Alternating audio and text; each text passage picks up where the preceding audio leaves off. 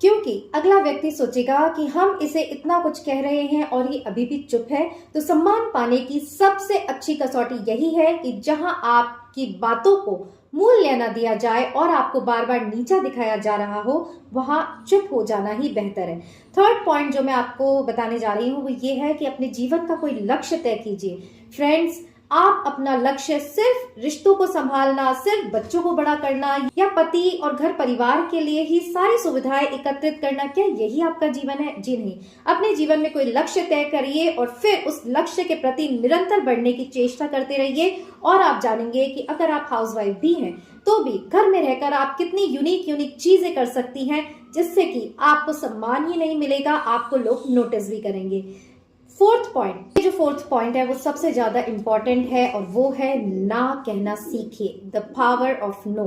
मैं खुद भी ये महसूस करती हूँ कि कई बार जहां मैं ना नहीं कह पाती, मैं अपने आप को कितनी मजबूर महसूस करती हूँ कि मैंने हाँ ही क्यों करी। किसी को भी अगर मैंने किसी काम के लिए बिना अपनी इच्छा के हाँ करी तो फिर मैं बाद में एक बार सोचती जरूर हूँ कि क्या इसे अवॉइड किया जा सकता था, क्योंकि कितनी समय ऊर्जा हम हमारी दूसरों को देते रहते हैं सिर्फ इसी बात से बचने के लिए कि वो क्या सोचेंगे।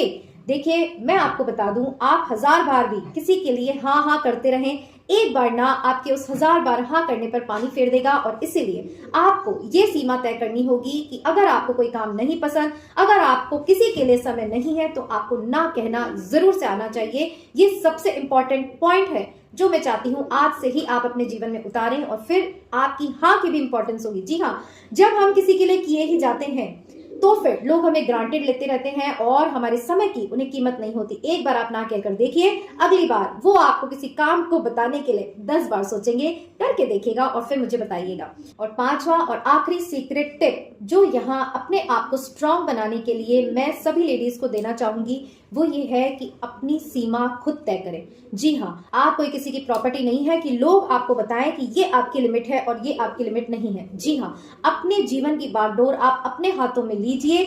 मैंने ऐसा देखा है कि वर्किंग वुमेन भी जो होती हैं उन्हें भी इस तरह की आजादी नहीं होती कि वो कहाँ खर्च करें, किसके साथ जाए, कहाँ जाए, क्या शॉपिंग करे, घर में क्या लाए। ये सभी जो कंट्रोल होता है वो उनके हस्बैंड्स के पास होता है या फिर घर के हेड ऑफ द फैमिली के पास होता है। तो ये कंट्रोल आपके जीवन का आप दूसरों को अगर देती रहेंगी तो आपकी जो स्थिति है कभी सुधरने वाली नहीं है। सारे 5 पॉइंट जो मैंने आपको बताए हो, आपको इनसे जरूर एक मोटिवेशन मिला होगा कि यस, हमें अपनी लाइफ को अब अपने कंट्रोल में लेनी है। इसका मतलब ये नहीं जो आप दूसरों के लिए करती हैं करती रहें, बट हर चीज की एक लिमिट तय करें और अपने आप को सबसे फर्स्ट प्रायोरिटी पे रखें, बाकी सब चीजें सेकेंडरी हो।